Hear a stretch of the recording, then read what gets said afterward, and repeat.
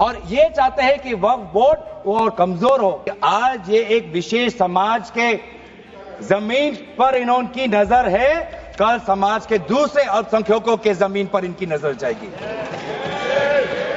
आज ये बिल सिर्फ एक विशेष समुदाय के जमीन पर इनकी नजर है, कल दूसरे समुदायों के जमीन पर इनकी नजर जाएगी।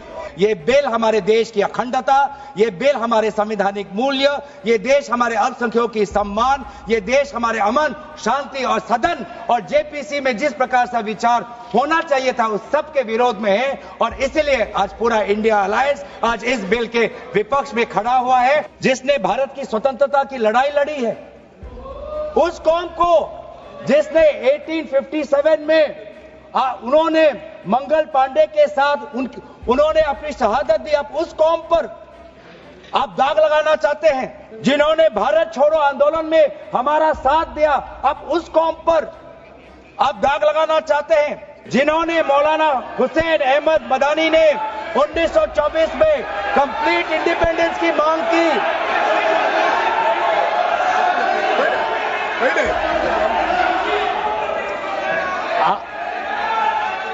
जब आप लोग भारत छोड़ो आंदोलन का समर्थन नहीं कर रहे थे, उस कौम ने भारत छोड़ो आंदोलन का समर्थन किया। जब आप लोग अंग्रेजों को मर्सी पिटीशन लिख रहे थे, वो माल्टा में 3 साल और इजिप्ट में उन्होंने शहादत दी। 4 बार माइनॉरिटी अफेयर्स कमेटी की बैठक हुई। मुंबई में हुई 13 जुलाई, दिल्ली में हुई 21 जुलाई को, लखनऊ में हुआ 24 जुलाई को, दिल्ली में 2 बार हुआ 20 सितंबर और 7 नवंबर को। मैं आदरणीय सरकार से दरखास्त करूंगा कि इन 5 सरकारी मंत्री जो मीटिंग हुई मिनिस्ट्री ऑफ माइनॉरिटी अफेयर्स का, उनका मिनट्स टेबल पे रखे। एक भी मीटिंग में नया वक्फ अमेंडमेंट बिल चाहिए उसका जिक्र भी नहीं हुआ था, जिक्र भी नहीं हुआ कि अगर नवंबर 2023 तक मिनिस्ट्री ऑफ माइनॉरिटी अफेयर्स ने यह वाजे भी नहीं समझा कि नया एक बिल लाने की जरूरत है। मैं तो बस इतना ही पूछना चाहूंगा कि यह bill ministry of minority affairs ने बनाया या किसी और दूसरे विभाग ने बनाया? कहां से आया यह बिल, कहां से आया? इन्होंने उल्लेख किया कि बहुत से लोग आए जेपीसी में। सर, ऐसे भी लोग आए जिनको वक्फ को लेकर उनका कोई जानकारी भी नहीं थी, कोई जानकारी नहीं थी। सर, हमें संशोधन से कोई हमें परे नहीं है, लेकिन संशोधन ऐसा हो जो हमें मदद करे। आज डिजिटाइजेशन की बात करते हैं। आज से 15 वर्ष पहले वामिस एक डिजिटल पोर्टल हमने खोल दिया है। अब ये देखिए सर, सरकार की कैसी ये इनकी काम है। डिजिटाइजेशन फिलहाल अभी चल रहा है, डिजिटाइजेशन हो रहा है, पर माना कि डिजिटाइजेशन वामिस में कुछ खामियां हैं, उसको वामसी में, तो आप उसको ठीक करिए। आप 10 साल से क्या कर रहे थे? आप 10 साल से आप वामसी अब क्यों ठीक नहीं कर पा रहे? आप वो काम तो नहीं कर पा रहे, अब आप एक दूसरा नियम बना रहे हैं कि दोबारा आप एक नए पोर्टल पे अपने रिकॉर्ड्स आप अपलोड करिए। सर, कितने बार हम इस सरकार को अपना कागज दिखाएं?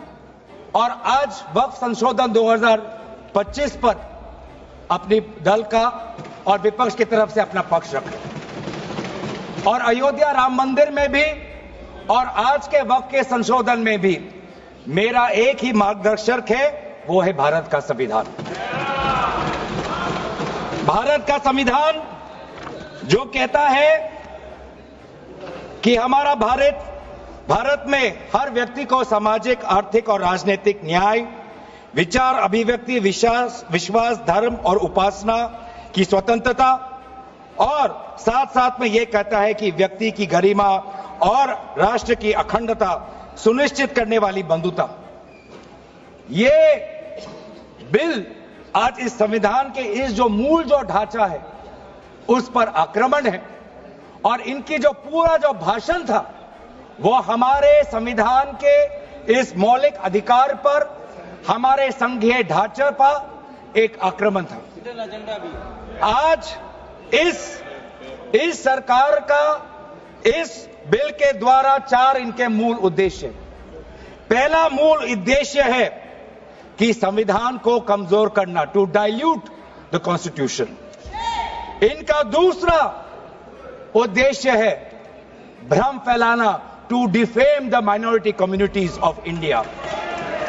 इनका तीसरा उद्देश्य है to divide the Indian society. हमेशा एक हमारे बीच में एक लिटिगेशन चलता रहे, मसला और बढ़ता जाए, ये उनका उद्देश्य है। और चौथा इनका उद्देश्य डाइल्यूट, डिफेम, डिवाइड, और चौथा इनका उद्देश्य है to disenfranchise the minority communities. आज माइनॉरिटी कम्युनिटीज के प्रति अपनी संवेदना जता रहे हैं।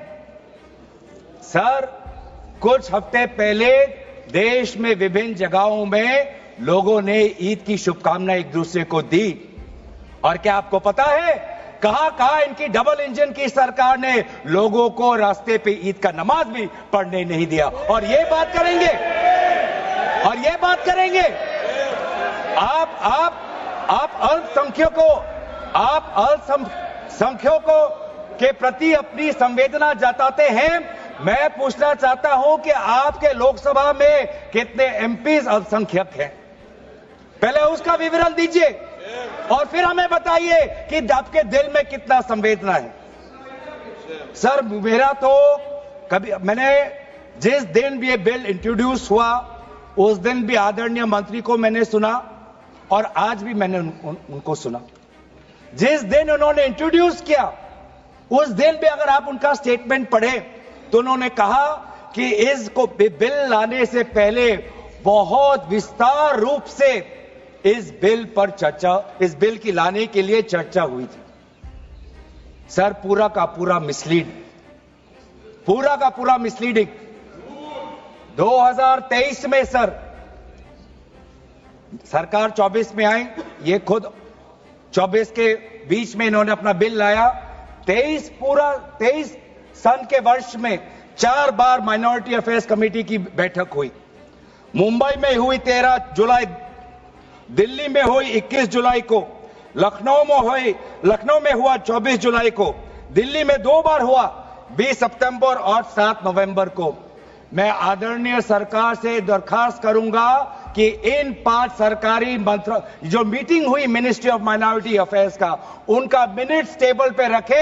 एक भी मीटिंग में नया वक्फ अमेंडमेंट बिल चाहिए उसका जिक्र भी नहीं हुआ था। जिक्र भी नहीं हुआ। इनके मिनट्स हमारे पास, हमने देखे। जितने भी बार ministry of minority affairs meeting हुई, सब में वापसी पोर्टल को लेकर और विचार विमर्श हुआ था, लेकिन एक भी मीटिंग के माइन्यूट्स में एक भी स्टेटमेंट नहीं है कि हमें एक नया वक्फ अमेंडमेंट बिल चाहिए। बार बार ये बिल, सर, इतना संशोधन की जरूरत है। ये मैं नहीं कहता कि संशोधन की जरूरत नहीं है। मंत्री महोदय ने बार बार इसका जिक्र किया कि ये बिल कितनी बार इसका संशोधन हुआ। इसकी शुरुआत आप जहां से भी पकड़े, आप 1810, 1817, उसके बाद 1954, 1984, 1995, सच्चर कमेटी, रहमान कमेटी 2003। संशोधन चाहिए सर, मैं नहीं कहता कि हम संशोधन के विपक्ष में नहीं, लेकिन संशोधन इस प्रकार का हो जिससे बिल का रूपायन, जिससे बिल और ताकतवर बने। और इन्होंने ऐसे संशोधन लाए हैं जिससे बिल से इस देश में और यहां पे समस्या बढ़ेगी और मसले बढ़ेंगे और लिटिगेशन होगा। Clause number 29L, clause number 29L में लिखा है कि अगर is a member of any association which has been declared unlawful under the Unlawful Activities Prevention Act 1967, यूआपा आपने लाए, ठीक है। आप कहीं रिगरस प्रेजेंटमेंट को उसको सिंप्लीफाई करके प्रेजेंटमेंट लाना चाहते हैं और कहीं आप यूआपा का संशोधन लाना चाहते हैं, आपका हक है। आप बस हमें इतना बताएं कि और कौन से स्टेट बोर्ड या और कौन से धार्मिक बोर्ड में आपने ये यूआपा का प्रोविजन आप लाने वाले हैं, या सिर्फ ये इसी बिल में है? या सिर्फ इसी बिल में है या दूसरे में भी जो चैरिटेबल एक्ट्स हैं विभिन्न धर्मों के, विभिन्न स्टेट्स के, क्या उसमें भी युवापा एक्ट आएगा या सिर्फ इसमें? क्या संदेश देना चाहते हैं? किस कौम को आप भ्रमित करना चाहते हैं?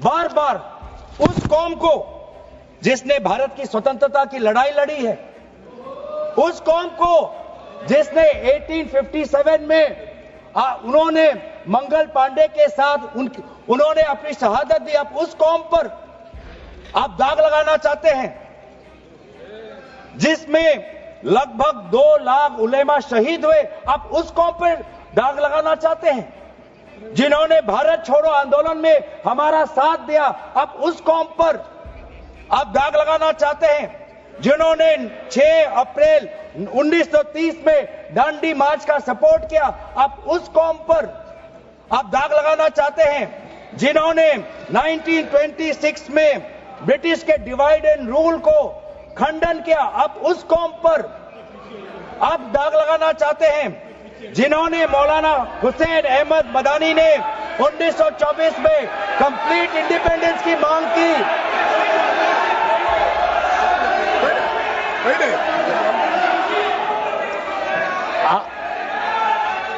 जब आप लोग भारत छोड़ो आंदोलन का समर्थन नहीं कर रहे थे, उस कौम ने भारत छोड़ो आंदोलन का समर्थन किया। जब आप लोग अंग्रेजों को मर्सी पिटीशन लिख रहे थे, वो माल्टा में 3 साल और इजिप्ट में उन्होंने शहादत दी। आप किस कौम पर दाग लगाना चाहते हो जिन्होंने 1924 में जिन्ना के 2 नेशन की थियरी को पूरी तरीके से नकारा, आप उस कौम पर लगा रहे हो? सर यही है इनका डिवाइड एंड रूल, यही है इनका डिवाइड एंड रूल। बहुत लोग पूछते हैं सर हमारा राष्ट्रवाद क्या है? सर हमारा राष्ट्रवाद, nationalism for us is being United in our shared love for our Bharat Mata and the mutual respect for her culture, language, dress, food and religion. It is the love for our national flag, the Tiringa, जिसकी सम्मान आपने नहीं की थी. It is the sacrifice of the Indian freedom movement, जिसमें आपने भाग नहीं लिया. It is our thirst for knowledge, to seek excellence with limited resources, to be creative, to have the courage, to acknowledge the injustice of the past and have the wisdom to build new bridges. ये है हमारा राष्ट्रवाद और ये राष्ट्रवाद आज हमारे संविधान में उल्लेखित है. तो सर बार बार ये सरकार कहती है ये माइनॉरिटीज के पक्ष में है, लेकिन जब अमेरिका से माइनॉरिटी कमीशन का रिपोर्ट आता है कि माइनॉरिटीज के साथ नाइंसाफी होती है तो इनको दुख होता है. जब यूएस का रिलीजियस कमीशन का रिपोर्ट आता है तब इनको दुख होता है. सर बार बार ये जो ऑप्टिक्स की बात कर रहे हैं, ये क्लॉज 42 सेक्शन 108A इन्होंने डिलीट कर दिया है. ये कहते हैं कि कैसे ओवरराइडिंग प्रिंसिपल कैसे आ सकता है. मंत्री महोदय को ओवरराइडिंग प्रिंसिपल से आपत्ति है. पहले सबके लिए सेक्शन 108 क्या है सर पढ़ लेते हैं. आपके लिए भी है, हम तो जेपीसी में थे.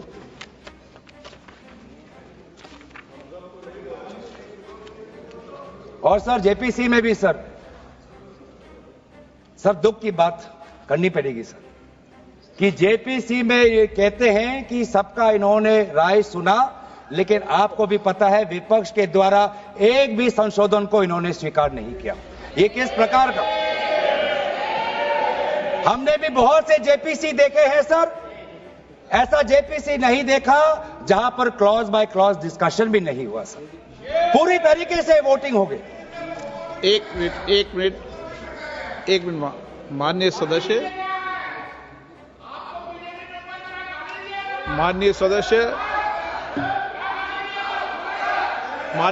इतना ध्यान रखें कि जेपीसी भी संसद का भाग होती है, इसलिए उसका भी ध्यान रखें.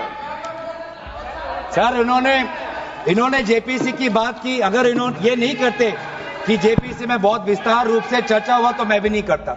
इन्होंने उल्लेख किया इसलिए मैं करना चाहता हूं। इन्होंने उल्लेख किया कि बहुत से लोग आए जेपीसी में। सर, ऐसे भी लोग आए जिनको वक्फ को लेकर उनका कोई जानकारी भी नहीं थी, कोई जानकारी नहीं थी सर। ऐसे भी आए सर। जेपीसी के मुद्दे हम बार बार हमने स्पीकर को चिट्ठी के द्वारा अवगत किया है, इसलिए हम उठा रहे हैं सर। इसमें 108A ये हटाना चाहते हैं जिसमें power to have overriding effect. लेकिन ये जो प्रिंसिपल है ओवरराइडिंग का सर, ये आज भी विभिन्न स्टेट एक्ट्स में ये है। तेलंगाना के एक्ट में आज भी ओवरराइडिंग प्रिंसिपल है, तमिलनाडु के एक्ट में आज भी ये ओवरराइडिंग प्रिंसिपल है, आज भी आरटीआई एक्ट में, इंफॉर्मेशन टेक्नोलॉजी एक्ट में 2000 में, नालसा जैसे यूनिवर्सिटी में ये ओवरराइडिंग प्रिंसिपल है। तो इसीलिए आपको सिर्फ यहां पर आपको ओवरराइडिंग प्रिंसिपल से आपको मुश्किल है, लेकिन जो दूसरे एक्ट्स में जो ओवरराइडिंग प्रिंसिपल है सेक्शन 108A के द्वारा सिमिलर प्रोविजंस है, उसमें आपको तकलीफ नहीं है। सर, मैं भी अपने जैसे इन्होंने हमारे कुछ दोस्तों को सलाह दी, मैं भी इनके कुछ दोस्तों को सलाह देना चाहता हूं। सर, क्लॉज 40A सेक्शन 107 जो लिमिटेशन एक्ट जो हटाया गया है सर, आंध्र प्रदेश के एक्ट में ये लिमिटेशन एक्ट ऐसा ही एक लॉ है जैसे पेरेंट एक्ट में है। तो मैं भी इनके आंध्र प्रदेश के सदस्यों को मैं कहना चाहता हूं कि जो प्रोविजन आपके आंध्र प्रदेश के एक्ट में है, आज वैसे प्रोविजन ये सरकार हटाने वाली है। आपको भी बाद में आंध्र प्रदेश में अपनी जनता को उत्तर देना पड़ेगा। तेलंगाना और तमिलनाडु में हमने बात रखी है सर, तो मैं बार बार मैं कहना चाहूंगा सर, हमें संशोधन से कोई हमें परे नहीं है, लेकिन संशोधन ऐसा हो जो हमें मदद करे। आज डिजिटाइजेशन की बात करते हैं। आज से 15 वर्ष पहले वामिस एक डिजिटल पोर्टल हमने खोल दिया है। अब ये देखिए सर, सरकार की कैसी ये इनकी काम है। डिजिटाइजेशन फिलहाल अभी चल रहा है, डिजिटाइजेशन हो रहा है, पर माना कि डिजिटाइजेशन वामिस में कुछ खामियां हैं, उसको अवामसी में, तो आप उसको ठीक करिए। आप 10 साल से क्या कर रहे थे? आप 10 साल से आप हमसे क्यों ठीक नहीं कर पा रहे? आप वो काम तो नहीं कर पा रहे, अब आप एक दूसरा नियम बना रहे हैं कि दोबारा आप एक नए पोर्टल पे अपने रिकॉर्ड्स आप अपलोड करिए। सर, कितने बार हम इस सरकार को अपना कागज दिखाएं? वामसी का अगर इनका काम अधूरा है तो उसको ये काम संपूर्ण करे। अब लेकिन नहीं, इनका काम उद्देश्य यही है कि देश में मसला और बढ़े, और इसीलिए आज इस बिल के विरोध में है। ये बिल हमारे देश की अखंडता, ये बिल हमारे संवैधानिक मूल्य, ये देश हमारे अल्पसंख्यकों की सम्मान, ये देश हमारे अमन, शांति और सदन और जेपीसी में जिस प्रकार से विचार होना चाहिए था उस सब के विरोध में है। और इसीलिए आज पूरा इंडिया अलायंस आज इस बिल के विपक्ष में खड़ा हुआ है। और यही बात कहते हुए मैं अपनी वाणी को समाप्त देता हूं। धन्यवाद, शुक्रिया।